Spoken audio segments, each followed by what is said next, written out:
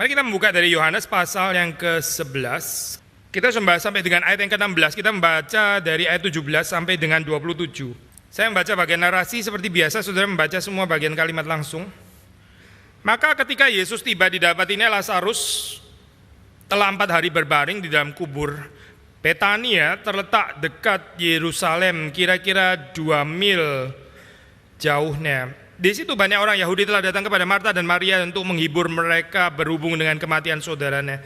Ketika Marta mendengar bahwa Yesus datang, ia pergi mendapatkannya. Tetapi Maria tinggal di rumah. Maka kata Marta kepada Yesus, Tuhan, sekiranya Engkau ada di sini, saudaraku pasti tidak mati. Tetapi sekarang pun aku tahu bahwa Allah akan memberikan kepadamu segala sesuatu yang Engkau minta kepadanya. Kata Yesus kepada Marta, saudaramu akan bangkit. Kata Marta kepadanya, aku tahu bahwa ia akan bangkit pada waktu orang-orang bangkit pada akhir zaman. Jawab Yesus, akulah kebangkitan dan hidup. Barang siapa percaya kepadaku, ia akan hidup walaupun ia sudah mati. Nah, setiap orang yang hidup dan yang percaya kepadaku tidak akan mati selama-lamanya. Percayakah engkau akan hal ini? Jawab Marta, ya Tuhan, aku percaya bahwa Engkau adalah Mesias, Anak Allah, Dia yang akan datang ke dalam dunia. Ya, ini ayat terakhir jawaban Marta kepada Tuhan Yesus. Mari kita masuk dalam doa. Kita minta pertolongan dan anugerah Tuhan. Tuhan, kami bersyukur Engkau memberikan kepada kami satu hari perhentian dan kami bisa datang beribadah kepada Tuhan, mencicipi sukacita sorgawi yang akan kami nikmati kelak bersama dengan Tuhan ketika kami memuji Engkau di dalam segala kesempurnaan, ketika kami boleh beribadah dengan lebih bebas lagi. Kami berdoa supaya sungguh-sungguh ibadah ini berkenan di hadapan Tuhan, menyenangkan hati Tuhan, dan kami mengalami personal encounter dengan Tuhan. Engkau sendiri yang terus menarik kami untuk datang kepada Tuhan, untuk semakin mengenal Engkau, semakin mencintai Engkau, semakin mempersembahkan kehidupan kami kepada Tuhan. Berkatilah pemberitaan firman Tuhan supaya Engkau menguasai dari awal sampai dengan akhir. Tuhan yang bekerja dengan leluasa menyampaikan isi hati Tuhan sesuai dengan apa yang Tuhan kehendaki kepada jemaat yang Tuhan kasih, dan pakailah hamba-Mu di dalam segala kekurangan, keterbatasan untuk bisa menjadi saluran berkat Tuhan. Demi Yesus Kristus kami berdoa. Amin. Sekali lagi saudara, kita mengulang poin yang penting dari minggu lalu, yaitu ayat terakhir yang dikatakan oleh Thomas yang seharusnya menjadi panggilan hidup setiap orang percaya, yaitu kalau kita percaya Yesus Kristus itu adalah kebangkitan, adalah hidup, maka itu akan disaksikan dengan kehidupan yang berani untuk mati bersama-sama dengan Yesus. Kalau saudara percaya Yesus adalah kebangkitan, Dia adalah kehidupan, itu akan dinyatakan di dalam kehidupan yang tekun menyangkal diri, tekun memikul salib setiap hari dan mengikut Kristus. Kita boleh mengalami kematian precisely karena kita percaya ada kebangkitan, ada kehidupan setelah itu. Dengan kata lain, saudara, orang yang di dalam kehidupannya nggak menyangkal diri, yang nggak memikul salib, itu seperti orang yang nggak percaya kebangkitan sebetulnya gitu. Doktrin ini bukan cuma sekedar doktrin yang saudara ucapkan di dalam pengakuan iman rasuli setiap minggu, tapi terus kemudian kita nggak jelas kaitan integrasinya kemana di dalam kehidupan manusia ya. Kalau kita percaya Yesus itu adalah terang, itu akan dinyatakan dengan satu kehidupan yang berani berjalan atau menghampiri tempat-tempat yang gelap. Precisely karena kita percaya di dalam hati kita ada terang yang kita terima dari Tuhan. Kalau saudara percaya Yesus adalah kebangkitan, adalah kehidupan, itu akan dinyatakan di dalam kehidupan yang terus-menerus mematikan diri, mematikan manusia lama kita, the old self, memikul salib, menyangkal diri. Justru karena kita percaya ada kebangkitan. Kita mesti sekali lagi menjelaskan dengan sederhana bahwa enggak ada orang bangkit yang tidak mati. Enggak ada. Yesus sendiri itu bangkit karena Dia pernah mati. Istilah kebangkitan dan dibangkitkan itu enggak relevan untuk orang yang enggak pernah mati dan yang enggak mati. Jadi kalau di dalam kehidupan saudara dan saya, kita enggak ada kematian, enggak ada kuasa kematian bekerja di dalam kehidupan kita, nggak relevan membicarakan saudara dan saya dibangkitkan, nggak akan dibangkitkan, nggak akan mengalami kebangkitan, karena nggak pernah ada kematian sebetulnya gitu. Orang yang terus mempertahankan nyawanya, dirinya sendiri selama dia berada di dalam dunia, ya dia nggak akan dibangkitkan, karena memang nggak ada kematian di dalam kehidupannya. Dia kan berusaha hidup terus di dalam dirinya sendiri, bukan kehidupan Kristus, tapi kehidupan dirinya sendiri. Manusia lamanya nggak mau mati itu, ya sudah berarti nggak ada kebangkitan untuk dia gitu. Hanya mereka yang mati yang ada kebangkitan. Justru kita percaya kebangkitan, maka itu dinyatakan sekali lagi dengan kehidupan yang menyalibkan diri kita bersama dengan Kristus. Gereja yang percaya kebangkitan adalah gereja yang menyalibkan dirinya bersama dengan Kristus juga. Ini jemaat yang menyalibkan dirinya bersama dengan Kristus supaya dia boleh hidup untuk Kristus. Saya kira ini poin yang sederhana dan ini sekali lagi perkataan Thomas ya. Satu perkataan, bukan perkataan sinis, bukan perkataan sarkastik, bukan perkataan konyol, tapi perkataan yang seharusnya menjadi perkataan gereja. Marilah kita pergi juga untuk mati bersama-sama dengan Dia. Nah, sekarang kita masuk di dalam perikop ayat ke-17 di sini. Satu pemanggalan yang tepat termasuk di dalam bahasa Indonesia. Di situ Yesus tiba mendapati Lazarus telah 4 hari berbaring di dalam kubur. 4 hari. Kenapa 4 hari? Saya percaya bukan cuma sekedar supaya membuktikan bahwa Lazarus betul-betul mati, yaitu poin itu juga boleh di-include pasti ya. Maksudnya jangan nanti orang pikir seolah-olah kebangkitan ini bukan betul-betul kebangkitan, tapi sebetulnya Lazarus itu mati suri lah atau apa gitu. Itu kemungkinan itu excluded karena ini sudah 4 hari, itu betul juga. Tapi mungkin dari perspektif yang mungkin agak jarang dibahas ya, itu kalau di dalam kepercayaan kebudayaan Yahudi ya, itu sudah mesti bayangkan medis kan gak maju seperti zaman kita sekarang ya. Jadi diberikan kesempatan ya untuk orang itu bisa menerima fakta bahwa anggota keluarga yang dikasih itu memang betul-betul mati, dan di dalam satu cara yang sangat-sangat pastoral. Maksudnya begini kalau kita sekarang di dalam dunia modern ya kita tahu lah ya, orang mati itu kita percaya lah, kalau dokter bilang mati ya memang mati gitu ya. Kok saudara nggak percaya tahun 2019 masih nggak percaya dibilang mati, saudara bilang enggak, menurut saya nggak mati, itu saudara mungkin perlu dokter yang lain lagi gitu, perlu psikiater gitu, kayak nggak bisa menerima kenyataan orang mati atau bagaimana gitu ya.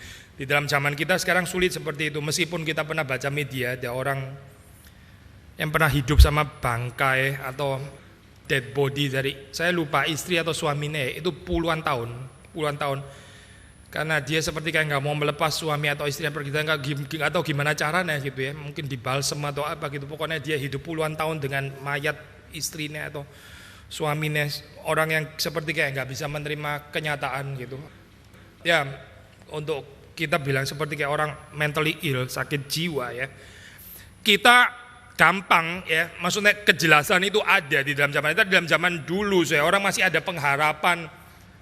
Ya masa sih dia betul-betul mati? Apa ini mungkin dia itu sakit keras sekali, sakit keras saking kerasnya sampai nggak bisa bergerak. Jadi seperti orang mati. Siapa tahu dia itu sebetulnya masih belum mati. Pengharapan itu diberikan kesempatan, diberikan ruang, diberikan space ya kepada manusia untuk ada pengharapan seperti itu, dan bersama dengan itu dia juga diberikan waktu untuk melepas gitu kepergian daripada orang yang dikasih. Sangat-sangat pastoral ya. Saya nggak percaya dengan ajaran ini Kristen yang ekstrim, yang so-called Kristen katanya kalau orang mati, anggota keluarga mati, sudah percaya kita nggak boleh nangis sama sekali, kita mesti justru harus bikin pesta lah dan sebagainya karena dia bahagia. Masa dia bahagia kita bergabung, itu nggak cocok sama dia yang berbahagia, maka kita harus tertawa dan sebagainya. Dan kalau nangis itu seperti kayak nggak percaya kuasa kebangkitan dan sebagainya. Itu ajaran ekstrim yang nggak ada poinnya sama sekali ya. Itu kalau dihayati gambaran Kristen seperti itu, semakin menghayati seperti itu, semakin orang takut sama orang Kristen gitu, karena orang Kristen jadi aneh akhirnya. Jadi inhuman gitu ya, jadi sort of alien dari planet lain. Kita anyway nggak percaya itu, dan bukan cuma kita nggak percaya karena itu inhuman, tapi karena Alkitab sendiri memberikan ruang kepada manusia untuk berkabung ya 3 hari. Lalu apa yang terjadi dalam 3 hari itu? Begini tadi kita mengatakan itu highly pastoral dalam hal apa? Jadi saya baca kutipan aja ini kutipan dari salah satu rabbinik literatur ya. Jadi begini ini orang yang meninggal dikuburkan, ditaruh di burial place itu, terus kemudian ditaruh 3 hari untuk memastikan bahwa ini betul-betul mati gitu ya. Dan di dalam 3 hari itu ya di-encourage anggota keluarga untuk selalu visit ya. Saya baca kutipan ini. The whole strength of the morning is not till the 3rd day, for 3 days long the soul returns to the grave thinking that it will return into the body. When, however, it sees that the color of its face has changed, then it goes away and leaves it. Menarik ada kepercayaan ini ya. Jadi di dalam kepercayaan itu ada gambaran the soul, jiwanya itu sendiri ya, seperti kayak mau return lagi kepada body itu ya. Tapi terus setelah 3 hari itu dilihat terus warna warna kulitnya sendiri sudah berubah gitu ya. Jadi jiwa ini ya males juga tinggal di dalam tubuh yang kayak begitu gitu. Ini gambaran kayak gini. Saudara kok serius sekali mukanya gitu ya. Karena mungkin kali kita ngomongin kematian kali. Saya justru teringat film Frankenstein. Saudara tahu Frankenstein ya. Frankenstein itu kan mati. Itu kan optimisme orang terhadap sains, teknologi dan sebagainya gitu kan ya. Terus orang mati mau mengalahkan kuasa kematian. Dan betul saja ini novel by the way ya, bukan historis gitu. Dan betul saja, saudara kan memang berhasil gitu ya. Terus orangnya bisa dikasih aliran ini dan ini terus bisa. Yang menarik sudah di dalam film itu terus kemudian ada satu penggalan yang buat saya sangat menarik. Waktu akhirnya si pembuat itu sendiri menyadari bahwa ini bukan yang dulu gitu. Ini bukan orang yang dulu, bukan. Ini yang dulu nggak gini gitu. Ini mayat hidup, ini benar-benar mayat hidup. Ini yang badannya dia tapi jiwanya sama sekali lain, bukan jiwa yang itu. Jadi menyatakan kegagalan ya, memang manusia nggak bisa. Kalau mau coba membangkitkan secara mechanically seperti itu ya mungkin saja bisa ada gerakan tangan masih bisa gerak dan sebagainya. Tapi itu bukan jiwa daripada orang yang dulu kan ya, jiwanya juga sudah nggak ada. Itu yang mau disaksikan di dalam novel atau film itu gitu. Maksudnya ini di dalam kepercayaan ini, kepercayaan Yahudi ada ajaran seperti ini ya, bahwa waktu jiwa itu seperti kayak mau kembali kepada tubuhnya selama 3 hari, tapi selama 3 hari terus kemudian waktu dilihat ini kayak tubuhnya sudah rusak gitu ya, sudah malas juga balik ke tubuh yang kayak begini gitu. Dan juga bersamaan dengan itu juga ini ya, yang mengunjungi gitu, yang berharap ya jiwanya itu kembali lagi atau bagaimanapun pengharapannya. Waktu mereka mulai melihat ada warna yang berubah, mulai rusak dan sebagainya, akhirnya mereka secara rela juga belajar let go gitu. Karena toh ini juga bukan yang dulu kan ya, sudah deform gitu. Atau pakai ilustrasi film yang lain deh. Ini makin ngaco saya ilustrasi deh. Zombie gitu ya. Sudah tahu kena gigit zombie, masih jalan segini-gini, tapi akhirnya ya ditembak juga gitu. Ditembak juga bukan cuma sekedar daripada lu gigit gua meskipun lu adikku atau apa begitu ya. Gua tembak aja daripada kena gua juga, bukan cuma itu, tapi dia juga maksudnya secara eksistensial pikir ini kan bukan saudara saya yang dulu gitu, sudah lain, jadi juga bukan dia, meskipun masih bisa jalan kayak begini, ini bukan dia, jadi tembak saja gitu. Ini bukan ini ya, saya bukan firman Tuhan, ini cuma ilustrasi saja gitu. Seperti ada kemiripan saya dengan cara pikir orang zaman dulu gitu, maksudnya waktu jiwa itu pergi meninggalkan tubuh dan sebagainya, baik jiwa itu sendiri maupun juga jiwanya orang yang masih hidup, setelah mereka melihat mayat mulai discoloring, mulai rusak badannya dan sebagainya, itu di dalam 3 hari itu ya, memberikan waktu bagi mereka untuk let go gitu, untuk akhirnya bisa merelakan ya udah memang betul-betul sudah hilang karena sudah rusak sekarang gitu. Ini badannya sudah rusak. Nah, Yesus memberikan kesempatan kepada Marta dan Maria ini untuk periode ini ya, betul-betul melepaskan Lazarus pergi supaya mereka bisa menerimanya kembali di dalam sukacita. Tapi periode mourning ini begini ini kerumitan daripada pasal ini ya, kan sebetulnya kita tahu bahwa seharusnya ya, ini kebangkitan ini kan memang terjadi di akhir zaman. Tapi Yesus membangkitkan Lazarus di situ juga. Ini sebagai satu antisipasi apa yang seharusnya terjadi di akhir zaman sekarang bisa ditarik di sini gitu.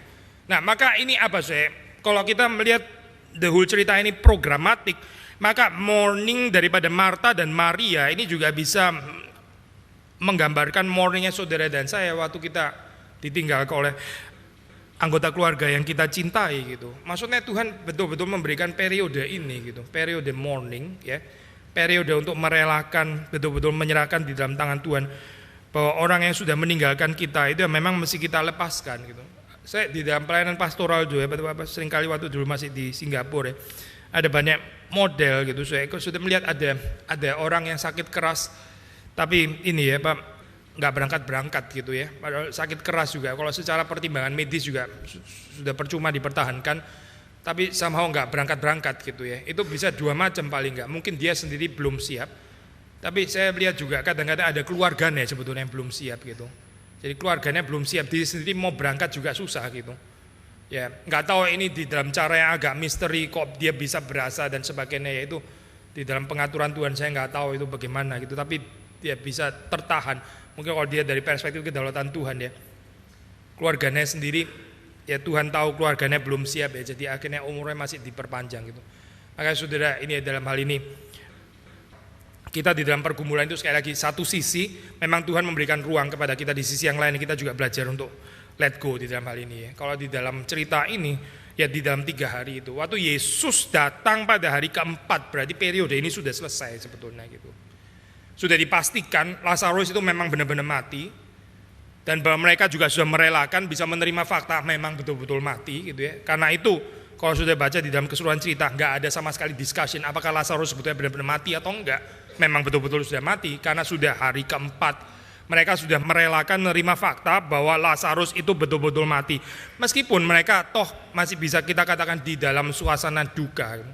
Dan yang indah sudah di dalam ayat 18 yang kelihatan agak marginal itu ya. Ternyata bukan cuma 19 maksud saya, bukan cuma mereka saja yang berduka, tapi banyak orang Yahudi. Banyak orang Yahudi. Kita boleh assume sudah di dalam hal ini ya, Marta dan Maria dan perhaps juga Lazarus, kita boleh assume ini adalah satu keluarga yang menjadi berkat bagi sekelilingnya. Sampai orang-orang yang jaraknya 2 mil ya dari Yerusalem, mereka juga datang ke Betania, dan dikatakan di sini banyak datang untuk menghibur berhubung dengan kematian saudaranya. Mereka pasti adalah orang-orang yang hidup menjadi berkat untuk orang-orang ini ya, sehingga waktu hari kematian banyak yang mengunjungi dan banyak yang menghibur mereka. Saya nggak tahu saya hari kematian saudara dan saya itu yang mengunjungi siapa gitu ya. Ada orang yang hidup waktu dia mati, kematiannya itu betul-betul merupakan satu pukulan untuk banyak orang.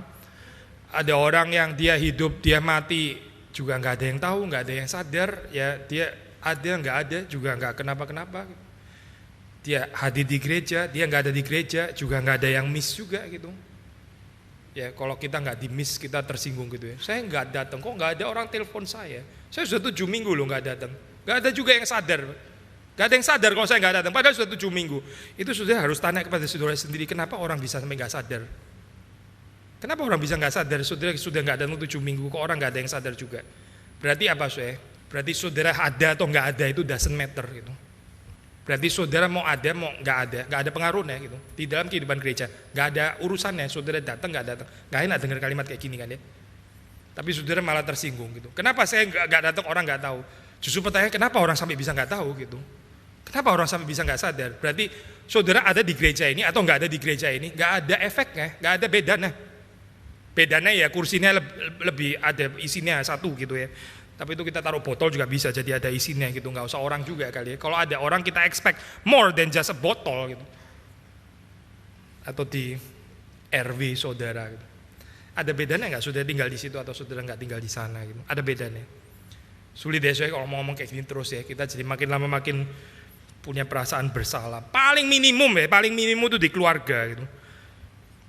Saudara ada atau saudara nggak ada, itu ada bedanya nggak gitu. Aduh, jangan sampai lebih negatif ya, justru ada bedanya. Kalau saya ada seluruh keluarga jadi sumpek gitu ya misalnya. Kalau saya ada malah seluruh keluarga jadi repot gitu. Kalau saya nggak ada beban seperti terlepas semuanya, wah celaka. Kehadiran saudara malah jadi beban gitu, malah ngerepotin orang lain. Celaka dong kok kayak begini gitu. Tapi orang-orang seperti Marta dan Maria waktu keluarganya berkabung ya, banyak orang hadir, datang, menghibur. Orang datang waktu kita pesta, mungkin banyak yang datang karena pada dasarnya orang itu suka datang ke rumah pesta gitu ya. Mungkin yang datang ke rumah pesta, saya percaya pasti ada yang tulus sih. Ya, orang datang ke pesta juga bisa berkorban juga memang. Tapi orang berbagian di dalam sukacitanya orang, biasanya orang senang. Tapi kalau orang masuk ke rumah sakit, ya, rumah duka dan sebagainya, dapat apa? Dapat kacang sama kuaci ya. Memang nggak bisa beli sendiri apa? Bisa lah gitu. Saudara nggak dapat apa-apa lah datang ke sana gitu. Saudara bisa beli sendiri kok itu makanan-makanan itu. Waktu orang datang ke rumah duka ya, dia bukan mau mendapatkan sesuatu, dia betul-betul mau membagi gitu. Tapi kalau sudah datang ke pesta pernikahan atau apa, itu Saudara datang bukan mau apa, saudara yang kecipratan sukacitanya orang lain kan. Dia yang sedang bersukacita, sukacitanya mau di-share. Kita datang ya, kita menerima sukacitanya gitu. Kita bersukacita bersama dengan iya gitu. Tapi kalau saudara datang ke rumah duka, yang berduka kan nggak bilang saya mau share duka cita ini, siapa mau datang? Kan bukan itu. Saudara yang datang ke sana mau share penghiburan sama dia, bukan dia yang mau share duka cita kepada saudara. Ngapain juga dia mau share duka cita gitu loh. Kok kayaknya evil bener. Kita yang datang ke sana, kita yang mau share penghiburan, begitu kan saudara. Jadi waktu di dalam rumah duka itu orang itu datang untuk menghibur seperti di sini ya. Kita boleh assume Marta dan Maria, Lazarus. Kalau sudah membaca di dalam Kisah Para Rasul ada Dorcas. Dorcas waktu meninggal ada orang bawa pakaiannya ya. Ini yang dulu pernah dibikin Dorcas gitu. Seperti berasa banget ya waktu Dorcas itu nggak ada gitu. Terus mereka jadi ingat apa yang dilakukan oleh Dorcas dan sebagainya. Kira-kira kehidupan saudara ada di mana? Ketika Marta mendengar bahwa Yesus datang, ia pergi mendapatkannya. Tetapi Maria tinggal di rumah, atau di dalam bahasa Inggris Maria remain seated. Itu berarti dia masih di dalam duka cita, saya gestur seated. Ya, Maria tetap duduk in the house. Ya, gak salah, saya masih di dalam keadaan duka cita. Ya, meskipun sudah menerima fakta bahwa Lazarus memang betul-betul sudah meninggal, tapi ya duka citanya gak langsung bisa pergi begitu saja gitu. Ini gambaran yang sangat realistik tentang pergumulan manusia dengan kematian. Dan bukan cuma hanya dengan kematian, tapi juga dengan ketidakhadiran, dengan absens ya, dengan absennya seseorang yang kita kasih. Ketika Marta mendengar bahwa Yesus datang, ia pergi mendapatkannya. Tetapi Maria tinggal di rumah. Maka kata Marta kepada Yesus, Tuhan, sekiranya Engkau ada di sini, saudaraku pasti tidak mati. Perhatikan saya, ini kalimat saudara nggak boleh artikan seperti kayak satu kalimat yang apa itu ya? What if, seandainya, sekiranya dalam pengertian penyesalan gitu ya. Apalagi sampai di dalam spirit kayak menyalahkan Yesus, lu sih nggak ada di sini gitu. Coba lu waktu itu di sini, pasti lain deh ceritanya. Bukan dalam pengertian itu saya bukan gitu. Tapi ini sebagai satu ya ungkapan duka cita yang wajar ya. Tapi sekaligus juga di dalamnya itu menyatakan iman Marta kepada Yesus kuasanya ya, yang sanggup untuk menyembuhkan orang yang sakit dan sudah ada track record seperti itu. Maka di dalam iman kepada Yesus, di sini khususnya kita mau tekankan di dalam masa yang lampau ya, waktu dia bilang sekiranya Engkau ada di sini ya. Waktu itu maksudnya ya. Waktu itu kalau engkau ada di sini, saudaraku pasti tidak mati. Sakit penyakitnya itu tidak akan membawa kepada kematian.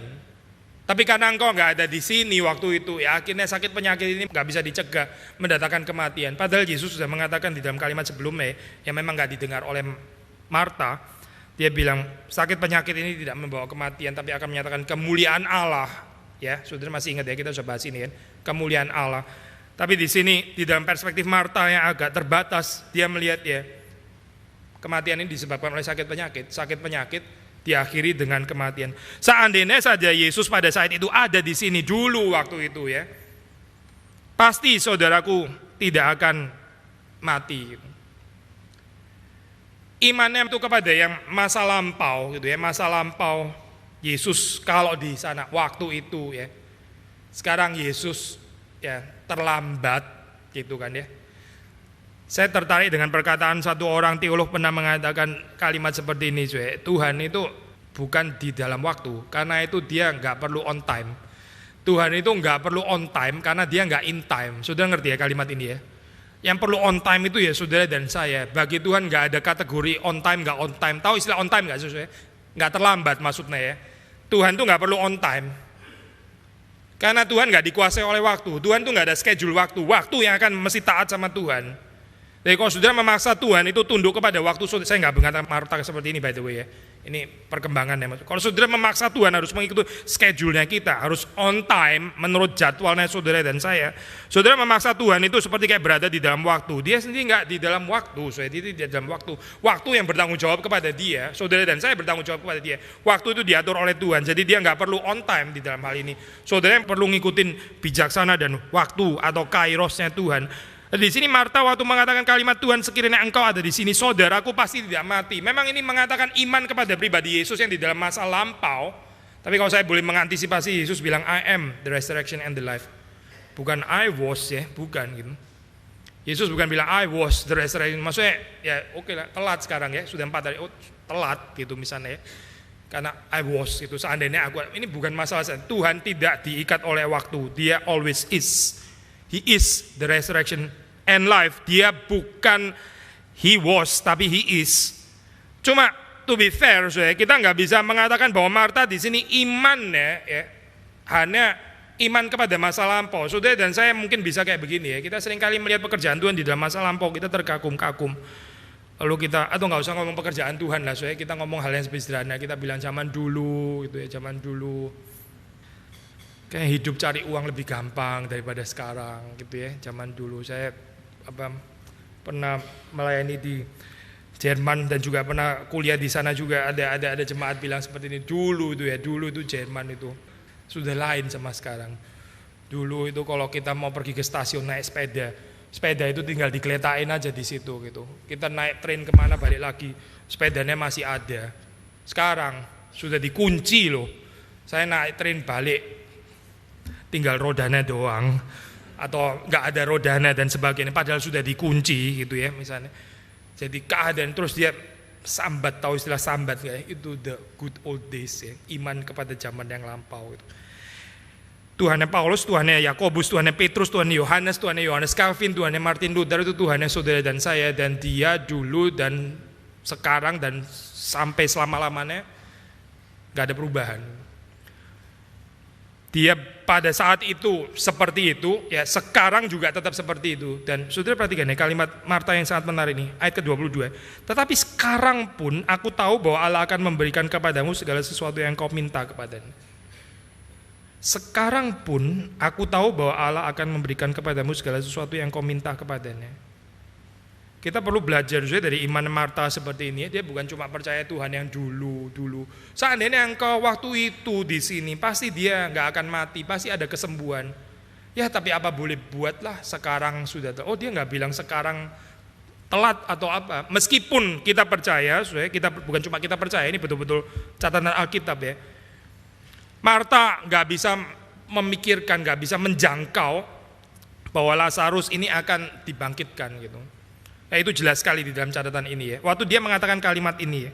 Tetapi sekarang pun aku tahu bahwa Allah akan memberikan kepadamu segala sesuatu yang engkau minta kepadanya. Enggak ada pikiran bahwa Yesus akan membangkitkan Lazarus. Itu enggak ada. Pasti enggak ada. Dari mana kita tahu? Dari ayat Alkitab. Misalnya kalau kita membaca di dalam ayat yang ke-39 ya. Waktu Yesus, ini saya mengantisipasi perikop berikutnya ya. Yesus bilang angkat batu itu. Marta, saudara orang yang meninggal itu Marta ya, perhatikan ya, berkata kepada Tuhan, ya sudah bau. Sudah 4 hari ya mati gitu. Nangkap saya. Berarti memang nggak ada kan di dalam pikiran Marta bahwa akan dibangkitkan deh. Ini ibaratnya gini loh saya. Seperti kayak misalnya kita punya orang tua ya, yang kita kasih mati terus kemudian sudah dikubur, sudah masuk peti, sudah tanah sudah diuruk semua. Terus ada orang datang, bongkar lagi, keluarin mayatnya dari peti. Kita berarti ini orang gimana sih? Orang sudah baik-baik isi lah, suruh keduk lagi coba gitu. Ini kan bukan keduk harta karun. Ini jasadnya mama saya loh, disuruh keduk lagi, suruh keluarin, itu perasaan gak enak sekali. Ya itulah kira-kira perasaan Marta gitu. Dia itu sudah bau, sudah 4 hari, kita sendiri juga sudah move on, saya sudah terima bahwa dia memang mati. Sekarang suruh angkat batu lagi gitu. Untuk apa lagi gitu, dia sudah bau, gak enak itu. Ntar kita punya ingatan yang gak enak lagi dengan Lazarus, karena baunya jadi kayak itu sudah bukan Lazarus, itu sudah dikompos sekarang. Sudah berubah jadi hal yang lain. Ya, jadi kita nggak usah urusan lagi dengan itu sebetulnya. Jadi di dalam pikiran Marta kita tahu bahwa dia nggak sedang memikirkan bahwa Yesus waktu bilang angkat batu itu, ini Yesus mau membangkitkan Lazarus. Kalau Marta berpikir seperti ini, ya dia akan excited dong. Pasti dia akan, ayo cepetan, batu nih angkat gitu. Sebentar lagi mau dibangkitin, ayo cepetan gitu misalnya.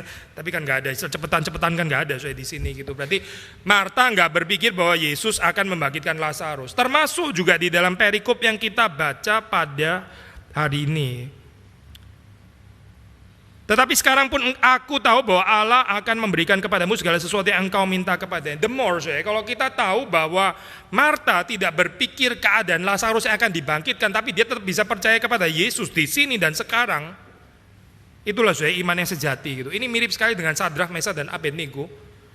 Kalau sudah baca di dalam cerita itu ya, waktu mereka mau dilempar ke dapur api karena nggak mau menyembah patung yang didirikan Nebukadnezar, apa yang mereka katakan? Mereka bilang, Tuhan yang kami sembah itu sanggup meluputkan kami.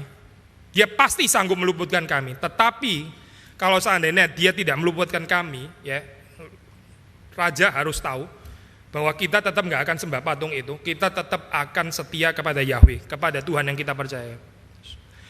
Bukan percaya kepada Tuhan karena Tuhan menolong kita. Percaya kepada Tuhan karena Tuhan pasti memberikan jalan keluar kepada kita. Bukan. Itu bukan iman, bukan. Sudah di dalam perjanjian lama loh. Sadrak, Mesak, Abednego. Kalau Tuhan mau melepaskan, dia sanggup melepaskan. Itu pasti dia sanggup. Tapi kalau Tuhan tidak melepaskan, saya tetap akan percaya kepada Tuhan yang tidak melepaskan itu.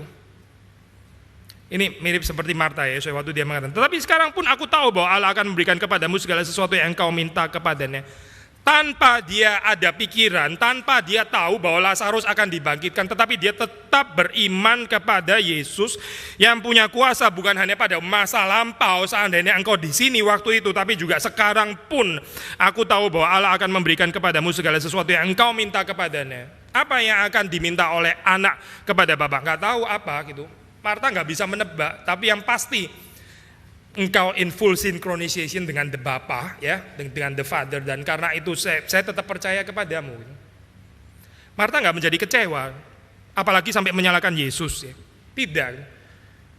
Yesus datang dari perspektif Marta dan Maria seperti kayak terlambat, seperti nggak on time. Tapi sudah perhatikan ayat ke-22 ini. Tetapi sekarang pun aku tahu bahwa Allah akan memberikan kepadamu segala sesuatu yang engkau minta kepadanya. Maksudnya Marta mau mengatakan, iman saya kepadamu nggak berubah Tuhan. Waktu itu seandainya engkau ada di sini ya, kayaknya ceritanya lain. Tapi sekarang pun terjadi seperti ini, saya tetap percaya kepadamu. Sekarang pun juga saya nggak berubah imannya kepadamu. How beautiful iman seperti ini ya. Lalu Yesus menjawab, saudaramu akan bangkit.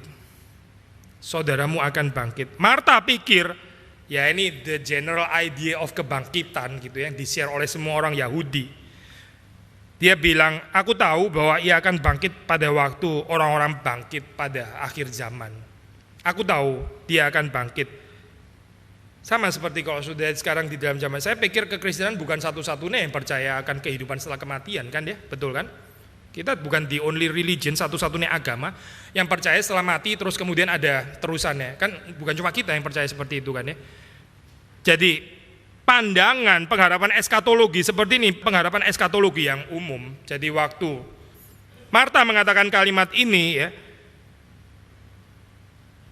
aku tahu ia akan bangkit pada waktu orang-orang bangkit pada akhir zaman. Tapi yang gak ada pada kepercayaan ini apa? Relasinya dengan pribadi Kristus gitu. Ini general idea of kebangkitan pengharapan ya, tapi nggak necessarily relate dengan pribadi Yesus Kristus. Makanya Yesus bilang, I am the resurrection and the life. I am, akulah kebangkitan dan hidup itu. Kalaupun terjadi kebangkitan setelah kematian, itu bukan tanpa Kristus, itu terjadi hanya di dalam Kristus. Ini bicara kebangkitan dari perspektif pribadi dan karya Kristus. Maka Yesus bilang, I am the resurrection and the life. Tapi sekaligus juga, kalau boleh menekankan M ya, tadi kita bilang, Yesus nggak bilang, I was the resurrection. Memang nggak ada sih. Maksudnya di dalam pikiran Marta, ya, dia bisa aja berpikir seolah-olah cuma yang di belakang, tapi ternyata nggak juga, karena dia percaya sekarang pun aku tahu. Dan di sini kalau sudah melihat imannya Marta itu, baik yang dulu ya dan sekarang, tapi juga ada aspek future juga. But future-nya itu nggak terlalu relate dengan Kristus. Pengharapannya rather general, umum gitu ya, kebangkitan umum. Tapi Yesus mau merelate kepercayaan ini dengan dirinya sendiri, dengan pribadi Yesus. Dan bahwa Yesus itu bukan hanya He will be the resurrection and the life ya, tapi He is. Yesus bukan bilang I will be. Ya, misalnya Marta bilang, aku tahu bahwa Ia akan bangkit pada waktu orang-orang bangkit pada akhir zaman. Terus Yesus, oh iya ya, I will be the resurrection. Itu lain saya kalimatnya gitu. I will be the resurrection and the life. Yesus bilang, I am the resurrection and the life. Di sini dan sekarang juga. Gak usah tunggu sampai saat itu. Di sini dan sekarang pun juga, saya adalah kebangkitan dan kehidupan gitu. Maka kalau saudara membaca di dalam cerita ini cerita yang sangat unik gitu. Karena apa saudara? Karena kalau saudara lihat di dalam konteks seharusnya ya, Lazarus itu nggak dibangkitkan pada saat itu gitu. Yang betul ya, betulnya tanda kutip gitu. Betul yang benar-benar betul juga sih. Lazarus harusnya itu bangkit pada akhir zaman. Itu ya theologically correct gitu kan ya. Tapi di sini ya, untuk menyatakan bahwa Yesus itu bukan hanya the will be ya, the will be of the resurrection and life, tapi bahwa dia He is ya, bukan He will be tapi He is juga. Maka dia mendemonstrasikan kuasa kebangkitan itu di situ dan pada saat itu gitu. Sekarang juga. Karena ini bukan cuma urusan yang akan datang baru Yesus akan berkuasa, tapi di sini dan sekarang kuasa kebangkitan itu juga bisa bekerja. Makanya waktu itu dia membangkitkan Lazarus ya, tanpa harus menunggu sampai kepada akhir zaman. Ini adalah satu antisipasi daripada kebangkitan orang mati sebetulnya. Ini kebangkitan Lazarus ini sangat-sangat unik ya. Yang bahkan mengantisipasi kebangkitan Kristus setelah itu ya. Tapi klimaksnya adalah kebangkitan Kristus. Sebelumnya sendiri sudah ada type, yaitu kebangkitan Lazarus yang seharusnya terjadi pada akhir zaman. Kenapa saudara? Karena Yesus mengatakan I am the resurrection and the life. Bukan I will be, dan juga bukan I was, tapi I am ya. Ini mirip seperti waktu kita perjamuan kudus ya. Yesus bilang I am the bread of life ya. I am the bread of life. Yesus nggak bilang I was the bread of life, atau dia bilang I will be, tapi I am. I am itu berarti He always is.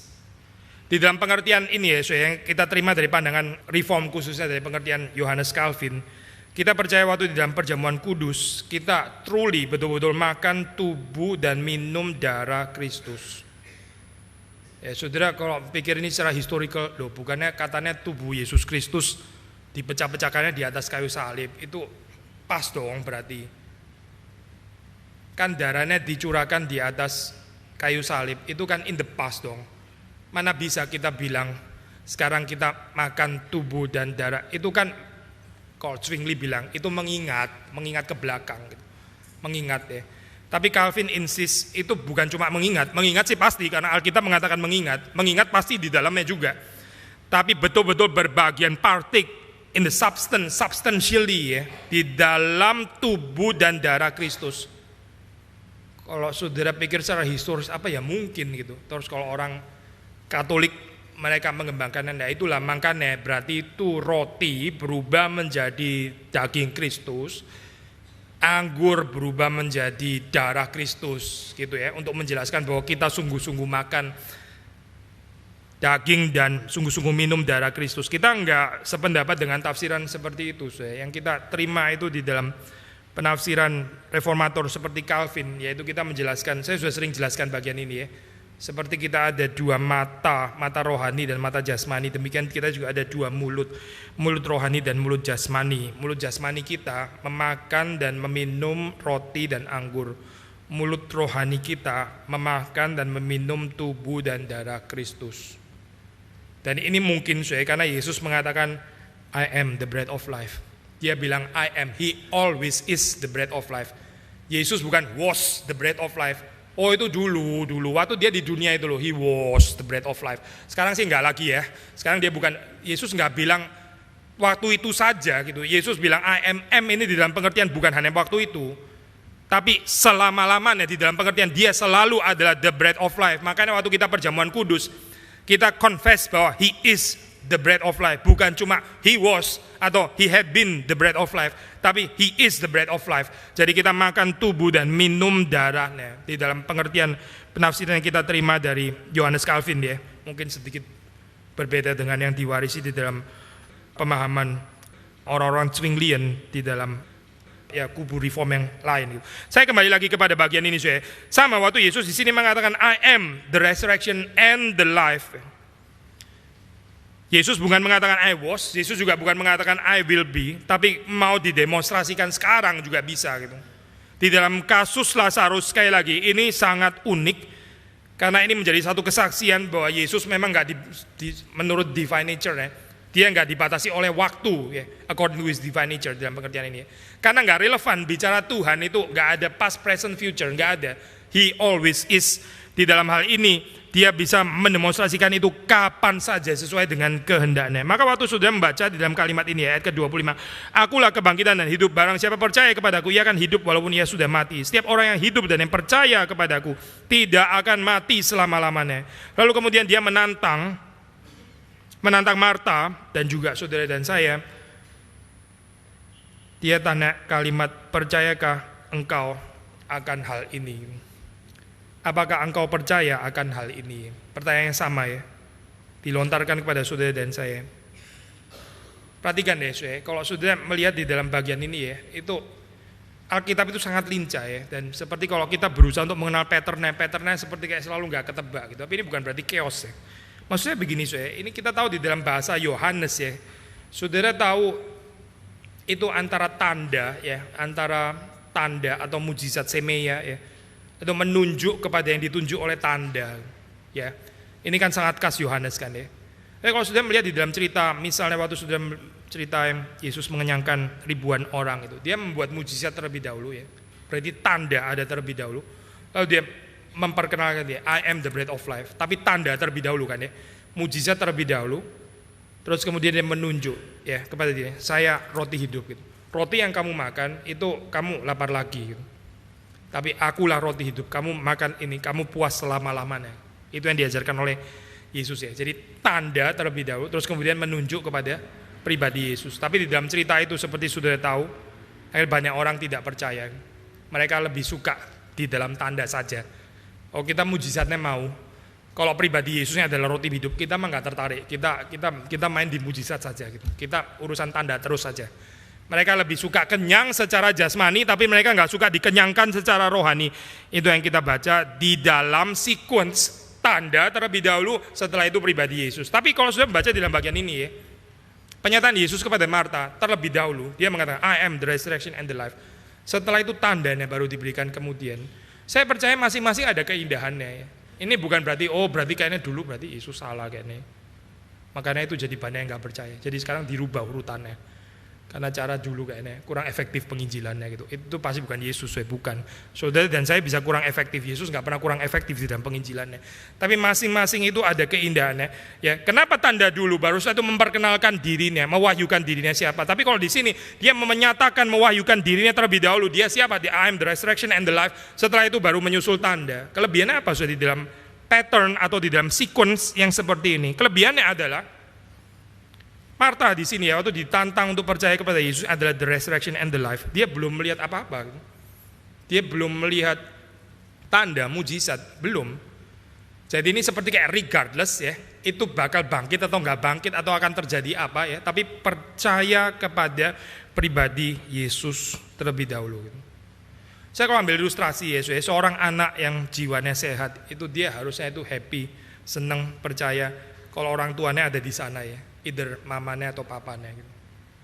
Tanpa harus berpikir, nah inilah papa saya ada di sini. Sebentar lagi pasti saya akan dibeliin permen ini. Sebentar lagi ada mainan apa ini bakal. Itu anak yang agak oportunistik ya, soalnya kalau kayak begitu. Kalau sudah punya anak kayak gitu tegur saja, itu jiwanya oportunistik. Tapi kalau anak yang normal jiwanya sehat ya, dia nggak berpikir ini papanya ada di sini. Oh, abis ini bakal kejadian ada traktir aja gitu ya. Bakal diajak makan aja atau bagi ke theme park atau kemana. Dia nggak pikir itu, dia simply happy karena papanya ada di sana gitu. Saudara mengerti ya maksudnya ya?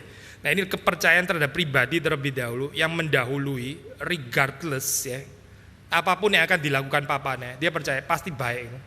Mau di rumah terus juga nggak apa-apa juga. Bukan berarti dia pelit gitu ya. Pokoknya dia percaya saja kepada papa. Kalau papa yang nggak mau keluar, ya sudah dia menikmati juga sama papanya di rumah. Kalau papanya ngajak keluar, dia juga happy juga. Oh, berarti papanya juga cinta sama dia, makanya dia diajak keluar.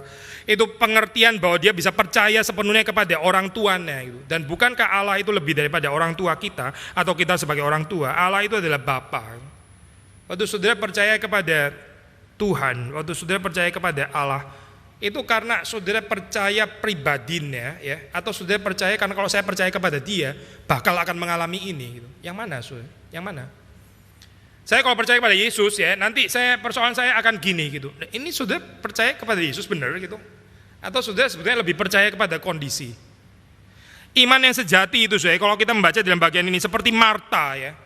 Dia nggak berpikir ini bangkit, nggak bangkit, akan keluar dari kubur dan sebagainya. Dia belum tahu, belum sanggup ke sana. Tapi waktu dia ditantang, percayakah engkau akan hal ini? Marta menjawab, ya Tuhan, aku percaya bahwa engkau lah Mesias, anak Allah. Dia yang, bahasa Indonesia akan datang ya. Sebetulnya kalau dibandingin dalam bahasa Inggris terjemahannya, bisa terjemahan dia yang sedang datang ke dalam dunia. Sedang datang ke dalam dunia. Pengakuannya Marta ini beres ya, sudah imannya gitu. Dia belum melihat ada kebangkitan, tapi dia sudah percaya kepada Yesus Kristus. Saya pernah khotbah ini ya saudara, seperti kita mencintai itu kita ini pribadi, kita sebagai yang mencintai, waktu kita mau masuk di dalam relasi cinta, relasi kasih, personal, itu yang kita kasih juga harus adalah person, harus pribadi. Saya pribadi, kalau saya mencintai sesuatu, saya mesti mencintai pribadi. Saudara nggak bisa saya pribadi, saya mencintai Mike ini. Saya minggu depan saya mau katekisasi pranikah dan saya akan menikah dengan Mike yang saya cintai. Meskipun di Jepang ada kebudayaan kayak gini ya, menikah dengan anime, menikah dengan hologram, menikah dengan apa, ini kebudayaan yang sangat aneh gitu. Tapi kalau kebudayaan waras nggak ada orang menikah dengan Mike, itu nggak ada. Di Amerika ada orang menikah dengan anjingnya dan mau diberkati di gereja. Kasihan bener ya pendetanya ya, sampai mesti ada pergumulan kayak begitu gitu. Ada orang menikah berapa tahun lalu di Taiwan kalau saya nggak salah, dia menikah dengan dirinya sendiri dan dia throw party gitu. Saya menikah dengan diri saya. Saya adalah seorang suami yang mengasihi istri saya yaitu saya sendiri, saya sekaligus adalah suami dan istri.